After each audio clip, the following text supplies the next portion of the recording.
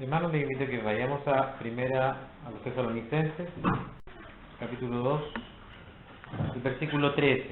Por lo cual también nosotros, sin cesar, damos gracias a Dios de que cuando recibisteis la palabra de Dios, que oísteis de nosotros, la recibisteis no como palabras de hombres, sino, según es en verdad, la palabra de Dios, la cual actúa en vosotros los hechos. Hermanos, el tema que quiero compartir con ustedes acerca, tomando este versículo como clave, como punto de partida, es la realidad de que este libro, la Biblia, es de origen divino, es de origen sobrenatural. Judas, que exhorta a sus lectores a que contiendan ardientemente por la fe que habían recibido. Y por la fe que habían recibido no se referían en sí al ejercicio de su fe que estaba en su corazón, sino al objeto de su fe, a aquello en lo cual habían depositado su fe, que eran las enseñanzas de Cristo y de los apóstoles, y la palabra de Dios que estaba en la ley y los profetas. Es decir, para nosotros lo que ahora ya llamamos la Biblia, en ese tiempo no lo llamamos así, nosotros lo llamamos la Biblia. Esa era la fe, era el cuerpo de fe, era el objeto de fe. En él habían depositado la fe los que estaban leyendo a Judas. Entonces Judas le decía, os exhorto a que contendáis ardientemente por esa fe, no que contendáis por asuntos de hábitos, no que contendáis por cosas terrenales, no que contendáis por opiniones, pero sí, una cosa sí, no hay que dejar pasar. La fe que os fue dada, debes defenderla, debes atrincherarte y sostenerla firmemente, sobre todo, por supuesto, mirando que en el tiempo en que Judas escribía, él iba a denunciar a aquellos apóstatas, a aquellos que habían recibido, habían oído de la fe, pero la habían despreciado, la habían dejado, ¿ya? Hombres que se desenmascaraban luego de haber ingresado a las iglesias, luego de haber profesado ser cristianos probablemente, se habían quitado la máscara y nos habíamos dado cuenta que no eran de nosotros, ¿ya? Como dice Pablo. Entonces, debían ellos defender ese límite. El límite era la Biblia, lo que habían oído de los apóstoles. Lo que se les había enseñado, no dejen que nadie lo perturbe. ¿Ya? Bueno, también se nos enseña a también estar siempre listos, dispuestos, con paciencia, dar razón de nuestra fe. Así que siempre es bueno tener ciertas herramientas. Por supuesto, todas ellas están claramente en la Biblia. Entonces, por eso tenemos este versículo clave, donde el apóstol Pablo, en esta carta, hablando a los tesalonicenses, él está muy contento, una carta de felicitaciones en general, de ánimo, de reconocimiento, y en el cual también les dice que cuando él fue a ellos y les habló y les enseñó las cosas que le había oído, no la tomaron como que hubiesen venido de Pablo, sino que se dieron cuenta que esas palabras que eran de Pablo no habían sido originadas en Pablo, sino que Pablo las había recibido por revelación y que por tanto eran de un autor que no era de esta tierra, que era Dios. ¿Ya? Y bueno, y Pablo literalmente tuvo un encuentro con Cristo, y Cristo también tuvo ahí digamos así, un traspaso a Pablo autoritativo, donde él pasa a ser apóstol. Entonces, con este encuentro personal que tiene allá camino a Damasco Pablo. Entonces, lo que él había oído y las cosas que estaba enseñando no eran de parte de él, y los tesalonicenses lo habían entendido así. Lo recibiste como si fuese palabra de Dios, y lo es. Y lo es. La recibiste y no como palabras de hombres. ¿Ya? Quiere especificar el apóstol Pablo, acentuar ese tema. no es de hombres, ni siquiera de un hombre eminente, ni de un hombre sabio, es de Dios. Es en verdad la palabra de Dios. La Biblia a sí misma, en muchos pasajes, se refiere a sí misma como la palabra de Dios, el logos de Dios, el discurso de Dios, la expresión escrita de Dios, una revelación preciosísima, completísima, exhaustiva, de lo que Dios nos quiere revelar, completo, perfecto, armónico, deseoso, pero es con un autor divino que es Dios. No se puede entender la Biblia de otra manera.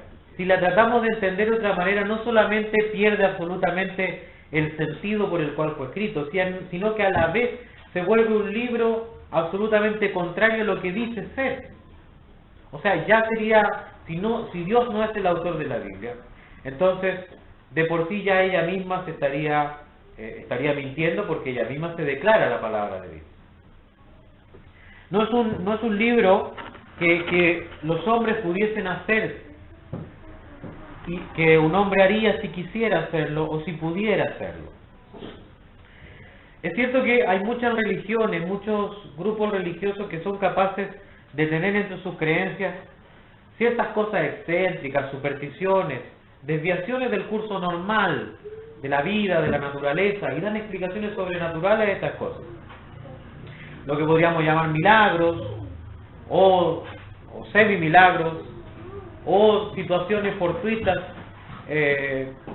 ciertas curiosidades que llaman la atención y que a la gente les sorprende. Una luz que apareció por acá, un sonido que escucharon por allá, una imagen que apareció en una pared o en cualquier lugar, cualquier situación que trascienda de lo que se supone que es normal, se le puede dar una gran explicación sobrenatural. El hombre es naturalmente dado a intentar creer estas cosas, ¿ya?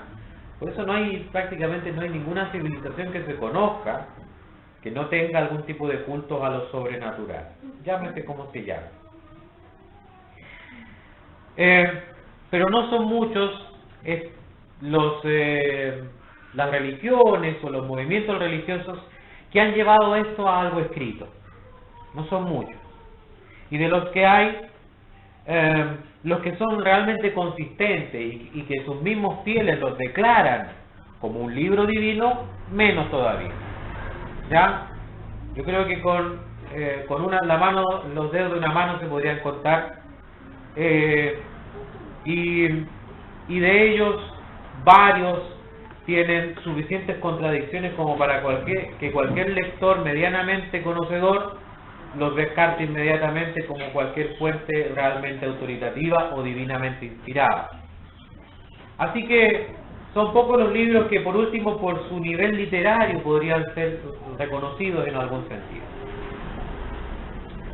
Hay credos religiosos, hay supersticiones y movimientos religiosos que son tan repulsivos al sentido común que uno lo piensa, y son despreciables en muchos aspectos, que promueven vicios bajísimos del ser humano. Pero por el hecho de contener además algunas verdades o medias verdades, esas verdades terminan justificando el resto y haciéndolo aceptable. Y a veces son tolerables ciertos cultos y ciertos pensamientos religiosos que realmente solamente degradan a la sociedad.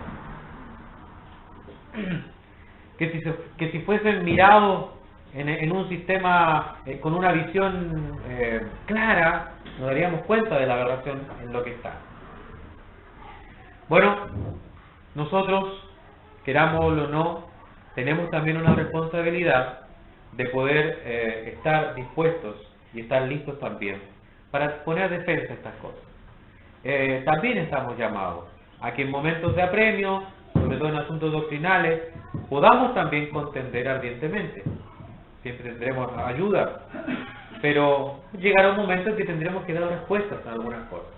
Así que es bueno también examinar esto. Hay al menos dos aspectos que tenemos que estar nosotros atentos a mirar. Una son las cosas que son extra bíblicas pero también las cosas que son intrabíblicas. ¿Ya? Lo extrabíblico se refiere, ¿cierto?, a todas las creencias y supersticiones que no tienen nada que ver con la Biblia, que están absolutamente alejadas de cualquier principio y concepto bíblico. Son supersticiones que nacen más que nada de la ingenuidad del ser humano. ¿Ya? Por dar un ejemplo, la gente hace muchos años empezó a creer que sus familiares muertos, al morir, su alma, su espíritu quedaba vagando en algún lugar, y en ese lugar probablemente tendrían la oportunidad de tener ciertos poderes como para cuidar a los vivos. Y apareció toda esta creencia, ¿cierto?, de los muertos a los cuales se le ora para que los cuide. Algunos mezclan ahí y dicen, no, nos va a cuidar desde el cielo, la abuelita que falleció, y sobre todo cuando se trata de algún niño. ¿Cierto? Los niños, cuando lamentablemente fallece algún niño, la idea era, es tan sanito ese niño que probablemente va a ser un angelito, y de ahí vino toda la idea del cuidado que pueda él y la intercesión frente a Dios. Bueno, también hay otras creencias que nacen de los pensadores, que deberían ser un poquito más responsables en las cosas que piensan, pero en su especulación filosófica se apartan del mundo a pensar, y ellos empiezan a tratar de entender el mundo dentro de su cabeza, ¿cierto? Esto hace en sí la filosofía, tratar de estructurar el mundo pasándolo por eso que es la mente.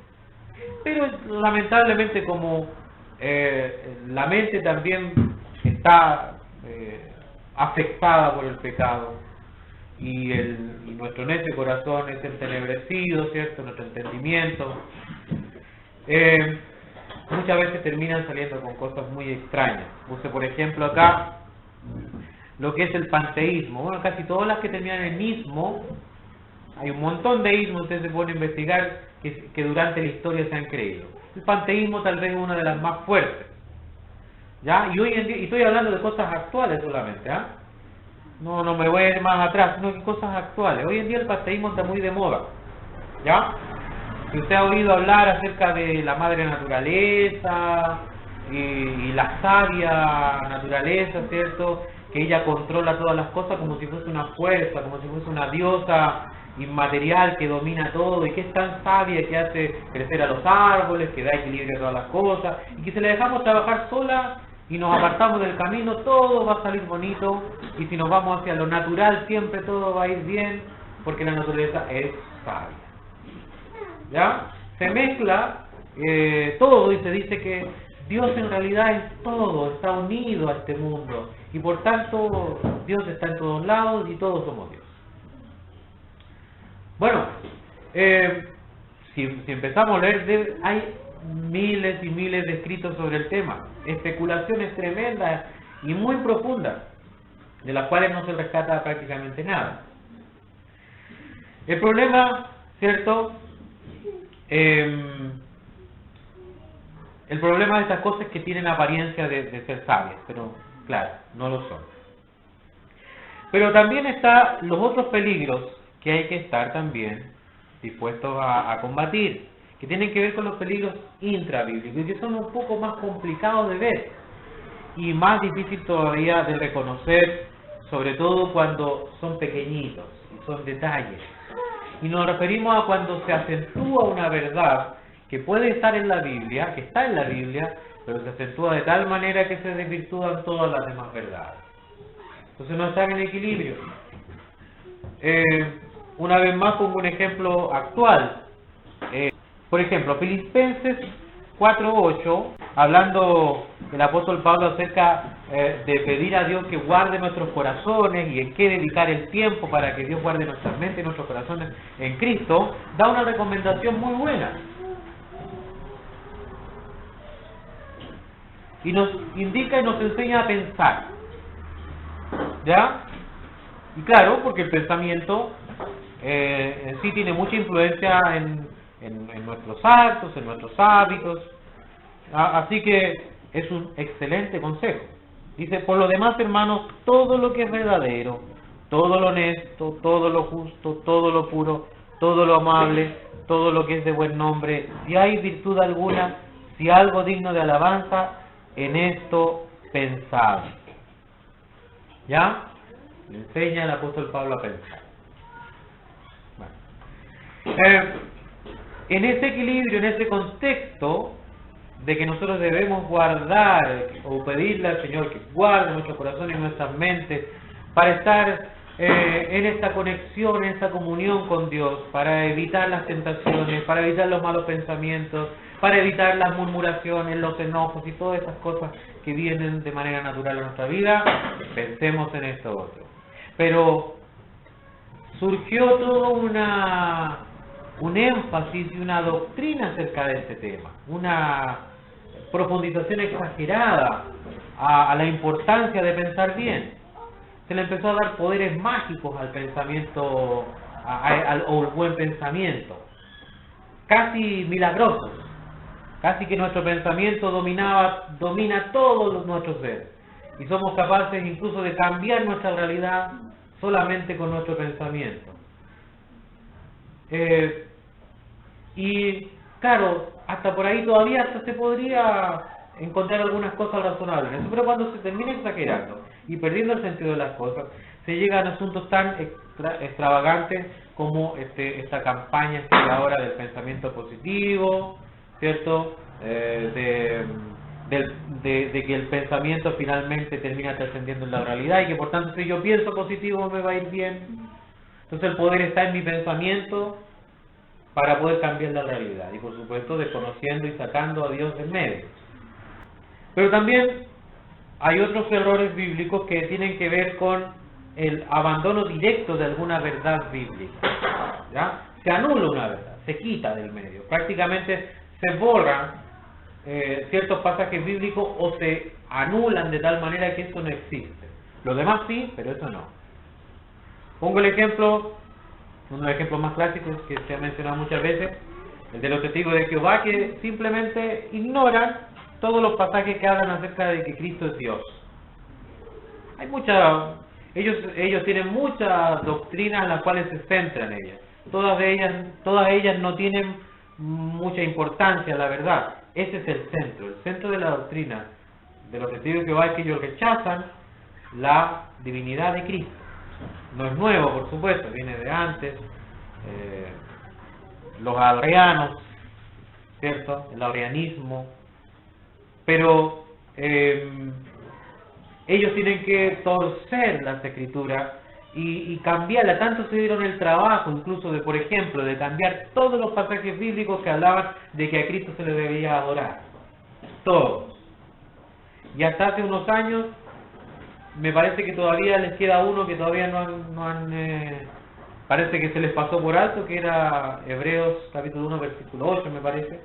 Y parece que es el único que todavía no cambian acerca de honrar al Hijo, de adorar al Hijo. Pero todo lo demás lo han cambiado, lo han modificado de manera de borrar esta parte de la Biblia. Volviendo a nuestro versículo clave, nosotros ahora como pequeños defensores también de la fe que hemos recibido, podemos alimentar y quiero que miremos con cierto detenimiento algunas pruebas del carácter sobrenatural de la Biblia, del origen sobrenatural de la Biblia. ¿Por qué la Biblia no pudo ser escrita por seres humanos? ¿Por qué la Biblia no puede tener otro origen que no sea simplemente el de un Dios que sabe todas las cosas, que es eterno en amor, que es eterno en justicia, que es perfecto y que es capaz de influir, mover, inspirar y empujar a personas tan distintas en distintos momentos de manera de llegar a escribir una obra perfecta, armoniosa y preciosa, que no tiene baches, que no tiene errores, que no tiene contradicción alguna? O sea, el milagro de la literatura se dio acá. Entonces vamos a ver por qué la Biblia no puede tener un origen natural. En primer lugar, quiero que nos detengamos, número 1, la Biblia y el monoteísmo. Monoteísmo significa un Dios. La Biblia habla de un Dios soberano, absoluto. No hay nadie igual a Él. Y la Biblia lo defiende desde Génesis 1:1 hasta Apocalipsis 22:21. No hay ninguna contradicción a ese tema. La idea de que Dios es supremo, de que Dios es único, que Dios es el soberano, implica que no hay ninguno comparable a Él. Sin embargo, el ser humano, por naturaleza y en todas las épocas, ha sido siempre llamado y llevado a la idolatría. Es algo natural, está en nuestra genética espiritual el querer reconocer otros dioses. Una multitud de formas de repartir nuestra fe en varias opciones, en varios caminos, ¿ya? De traicionar al Creador y buscar alternativas mías, más cómodas, más accesibles tal vez, más cercanas, pero alguna otra alternativa. Incluso el pueblo judío, del cual nacen estas escrituras en la parte natural, los escritores de la Biblia son judíos, al menos en raza, incluso ellos, con toda la revelación que tenían, con los ejemplos de castigo que Dios hizo de la idolatría, aún ellos constantemente caían en esto, retrocedían. Dios los cuidaba en cada momento y buscaba las maneras de que no cayeran en idolatría, pero tarde o temprano volvían a caer. ¿Ya? Era cuestión de tiempo solamente y volvían a caer. No solo Israel, la iglesia del Señor, al menos en su concepto del cristianismo mundial, ha sido manchado por esta torpeza de no solamente los católicos romanos, sino de otros grupos también, de rendir culto a imágenes, de tener ídolos, de poner en honra a personas que han destacado tal vez en sus vidas y colocarlas en honra. La Virgen, los santos o algún ángel. Lo importante es mirar hacia otro lado. ¿Cómo podría suponerse entonces que algo que está metido en nuestras venas, en nuestro ADN espiritual, por decirlo así, y que hombres que están tan propensos a esto, hayan hecho un libro que clasifica a la idolatría como una de las aberraciones, como una de las mayores y más aberrantes ofensas hacia Dios, como una de los insultos contra Dios más graves que pueden existir? La Biblia declara que la idolatría es una de las más repulsivas para Dios. Una y otra vez advierte contra ella. ¿Cómo puede haberse originado este pensamiento si no hubiese sido directamente por Dios? Sin duda nosotros hubiésemos hecho una Biblia más adaptada a nuestros pensamientos. Por eso nuestra premisa, la Biblia, como dice el apóstol Pablo, es la palabra de Dios y debemos recibirla como tal. En segundo lugar, quisiera que nos detuviéramos también en otro concepto, en otra idea preciosísima de la Escritura, que es la Trinidad, la doctrina de la Trinidad. Aun cuando miramos parte a parte, ya es maravilloso, pero el mirar la doctrina de la Trinidad también nos hace pensar que esta idea no puede haber nacido de una mente humana. Aunque la Biblia sí defiende y presenta a un solo Dios, sí dice que ese Dios ha existido eternamente, subsiste eternamente en tres personas divinas, eternas, con una esencia, ¿ya? Pero sin embargo que son individuales, que tienen una personalidad. El ser humano, cuando ha tratado de entender esa doctrina, porque creo que ni siquiera la hemos logrado entender ni los bordes, hemos solamente mirado este océano que es la Trinidad desde una playa, como quien mira el mar, intentando conocerlo desde ahí, pero algo que hemos podido entender, no hemos ido siempre a los extremos. Entonces, algunos nos vamos al extremo que decimos, bueno, entonces son tres personas distintas, separadas, que se unen solo porque tienen el mismo propósito y que, digamos así, trabajan juntas como un equipo, donde tú haces esto, yo hago esto otro, tú haces aquello. Entonces yo pongo mi parte, tú pones la tuya, el otro pone la suya, ¿cierto? Como un equipo. Estamos sintonizados, tenemos el mismo propósito y realizamos las cosas juntos y trabajamos juntos. Pero no es eso lo que la Biblia enseña, al menos no está claro de esa manera. El otro extremo que se puede llevar es a una persona que dice, no, es un solo Dios, una sola persona, pero que trabaja en tres áreas distintas, ¿ya? Digamos que a veces es Padre, a veces es Hijo, a veces es Espíritu Santo. A veces actúa como Padre, a veces actúa como Hijo, a veces actúa como Espíritu Santo. Una misma persona actuando en distintas, así como yo cuando voy a mi trabajo soy profesor, cuando llego a mi casa soy esposo, cuando estoy con mis hijos soy padre. Pero esto tampoco encierra el sentido de que la Biblia habla de la Trinidad. La Biblia afirma que hay un solo Dios en esencia, pero que este Dios eternamente se ha manifestado en tres personas distintas, individuales, no independientes, no cada uno tomando sus decisiones porque están sujetos, pero son individuales. Esta idea es tan tremenda que es imposible que haya nacido de la mente humana, porque ni siquiera nosotros la podemos terminar de explicar. Aun cuando lo miramos con lupa y miramos cada una de esas partes de la Trinidad, se nos hace imposible pensar que haya nacido de la mente humana. Dios el Padre, por ejemplo, la vasta revelación que tenemos acerca de Dios el Padre es tremenda, es profunda, es increíble. Primero habla de que el Padre es Padre del Hijo Eterno, tiene esta relación paterna con la segunda persona de la Trinidad, con el Hijo.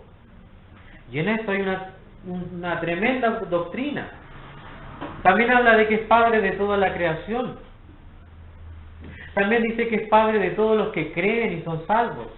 Le dio potestad de ser hechos hijos de Dios. ¿Cierto? Esta relación de paternidad que tiene es tan profunda que no puede haber nacido de la mente humana. Dios el Hijo, la mismo. Se habla de que es el Hijo Eterno. Este concepto es muy difícil de recibir. Aún decir eterno, el sentido de la eternidad no está en nuestro vocabulario. Nosotros no conocemos eso. Sin embargo, podemos concebir, podemos entender de que el Hijo es eterno, pero no nació de nosotros esta idea. Dice que es la manifestación del Padre. Es como Dios se expresa, es como Dios se revela, como Dios habla. Dios habla por el Hijo. Dice que es el creador de todo lo material, que Cristo es el creador de todo lo material. Dice que es redentor. La palabra de Dios dice que es juez de toda la humanidad. También dice que está sujeto al Padre. Mire, qué tremendo eso, que está sujeto al Padre. Dice que se encarnó, que se hizo hombre. Dice que se humilló. Dice que fue glorificado. Dice que le da la gloria a Dios. Pero sin embargo, también dice que se atribuye a Él mismo toda la gloria del Padre, como iguales. Entonces es un campo tan tremendo. Las perfecciones del Hijo de Dios, de Cristo, no pueden ser creadas ni por el más sabio de los hombres.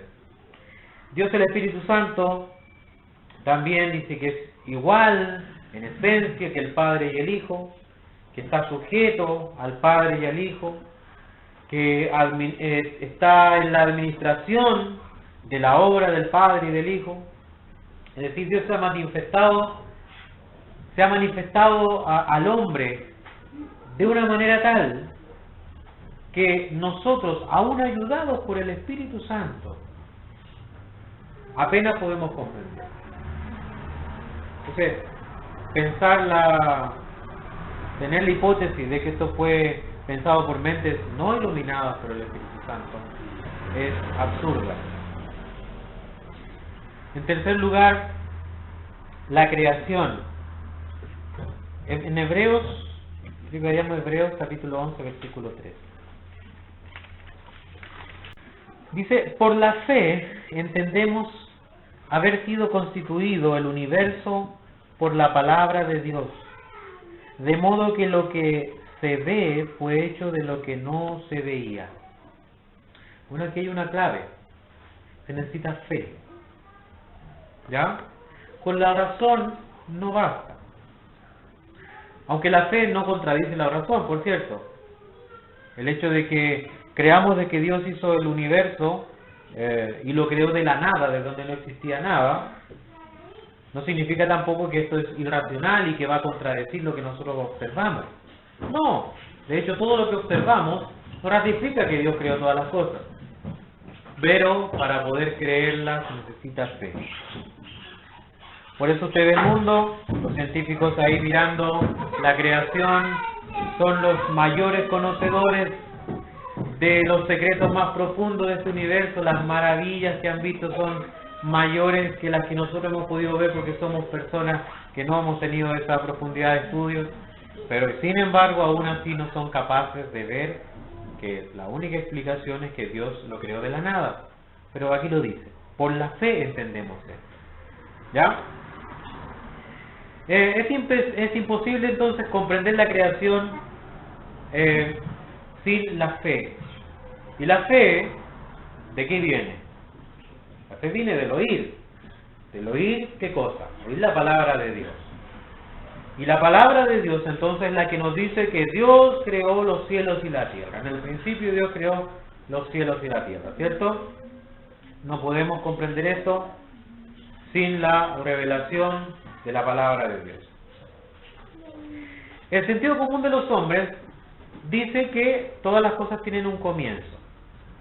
No hay nadie probablemente en este mundo que crea que las cosas existen eternamente, al menos para el pasado. Cualquiera que le pregunten, ¿tú crees que la Tierra existió eternamente?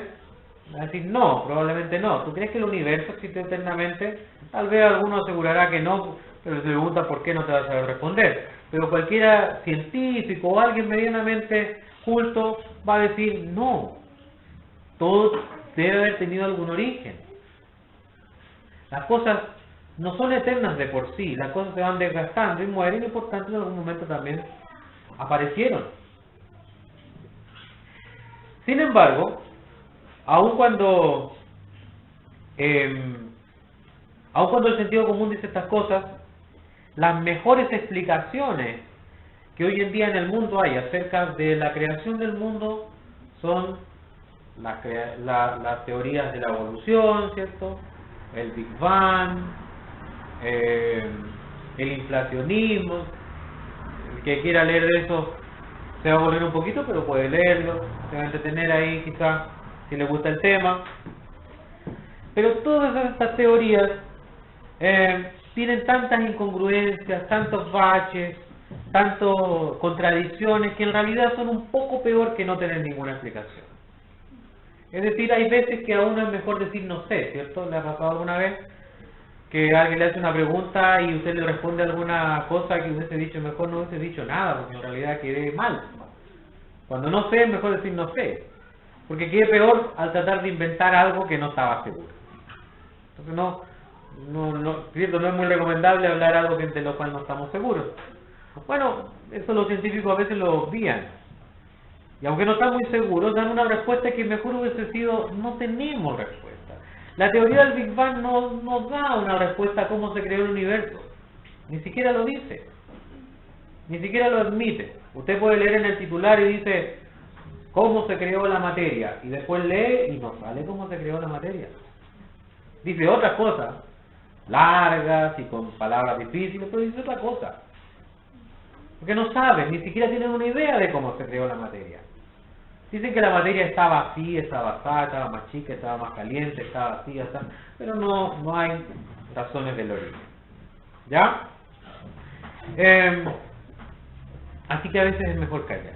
Pero, sin embargo, la Biblia da un relato, Génesis capítulo 1, capítulo 2, hay un relato nuevo ahí centrado en el hombre, y después hasta el capítulo 11 habla del inicio de prácticamente todas las cosas, incluidas las civilizaciones, las lenguas, etc. Ahí está una explicación, pero es una explicación tan sencilla que nosotros se la podemos enseñar en la escuela dominical a los niños, a nuestros hijos. Y le podemos hacer dibujos y ellos lo van a entender. Y lo van a ver como algo tan sencillo, tan natural, y lo van a poder creer. Sin embargo, cuando crecemos y podemos profundizar en el tema, nos vamos dando cuenta que eso que se veía muy bonito aquí desde afuera, cuando empezamos a excavar, nos encontramos con riquezas y profundidades y cosas tremendas. Y eso que era tan sencillo es irrefutable, aún por los más grandes científicos. Y no hay descubrimiento científico que hasta el momento haya podido contradecir un versículo de Génesis capítulo 1. Así de simple, un relato sencillo, pero a la vez que podemos, como dice Hebreos capítulo 11, por la fe podemos entenderlo. Este relato perfecto, pero a la vez sencillo, profundo, pero a la vez amigable, entendible, está a conocimiento de todos. ¿Pudo haber sido creado y diseñado por un ser humano? Imposible. En último lugar, por hoy, quiero que hablemos de un tema más delicado, el tema del pecado. La idea del pecado en la Biblia es tratado con una severidad máxima. No hay escritor bíblico que no se haya referido a él. Todos en algún momento se refieren al pecado, porque era un tema imprescindible. Si hablamos a hombres, hay que hablar acerca de una de las cosas más importantes en los hombres, lamentablemente una cosa más importante que tienen los hombres, que es el pecado. Podemos hablar de las bendiciones de Dios, de su relación con el Padre, de las bendiciones en la fe, podemos hablar de todas esas cosas, pero no podemos dejar de hablar de que somos pecadores. Y desde el primer escrito bíblico ya eran pecadores. Y hasta el último escrito bíblico seguían siendo pecadores. Este es uno de los puntos en los cuales es imposible que el hombre pueda ser imparcial. No podemos dejar de tener prejuicios con el pecado. El hombre natural nunca va a poder ver el pecado como Dios lo ve. Su carácter maligno, depravado, terrible, corruptivo, que corroe, rompe todo lo que toca, que perjudica, oscurece, entenebrece todo lo que afecta, que se mete ahí como una niebla desagradable, como un olor nauseabundo en todas las cosas en las cuales se desenvuelve, en todos los aspectos de nuestras vidas. El pecado termina contaminando y pervirtiendo.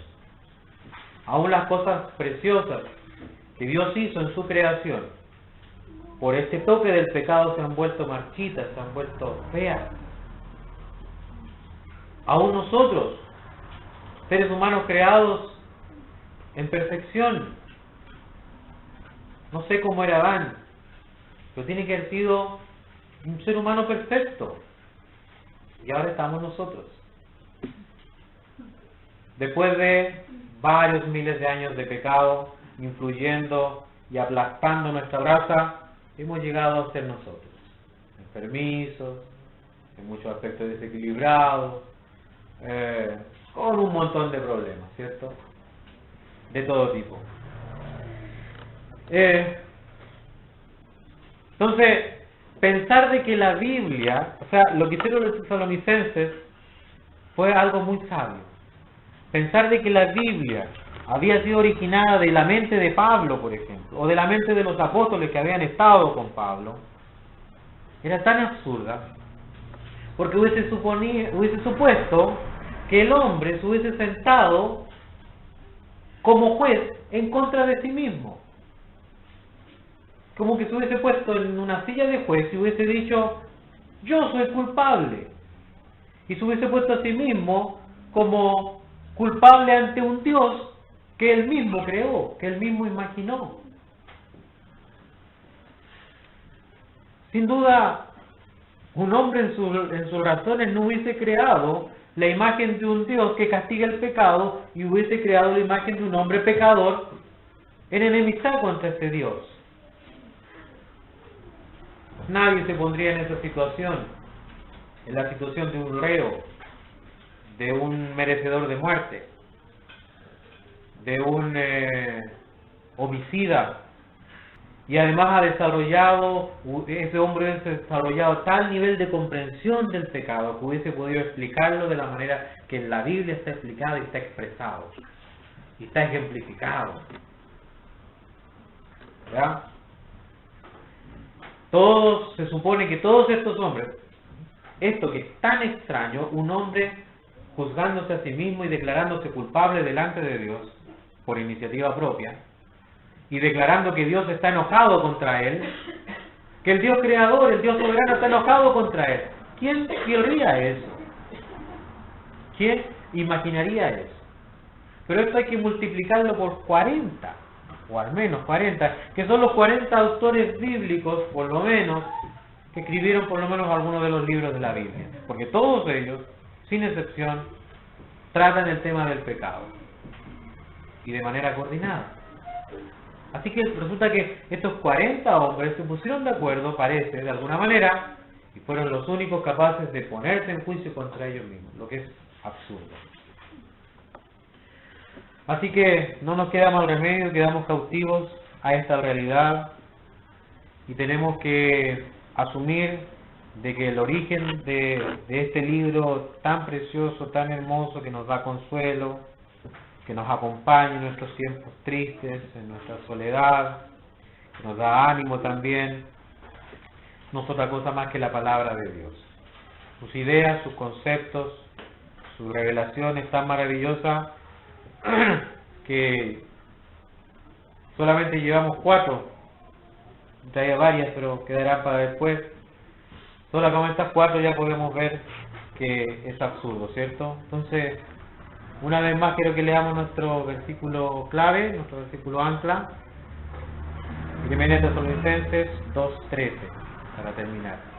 Dice, por lo cual también nosotros, sin cesar, damos gracias a Dios de que cuando recibisteis la palabra de Dios, que oísteis de nosotros, la recibisteis no como palabra de hombres, sino según es en verdad la palabra de Dios, la cual actúa en vosotros los creyentes.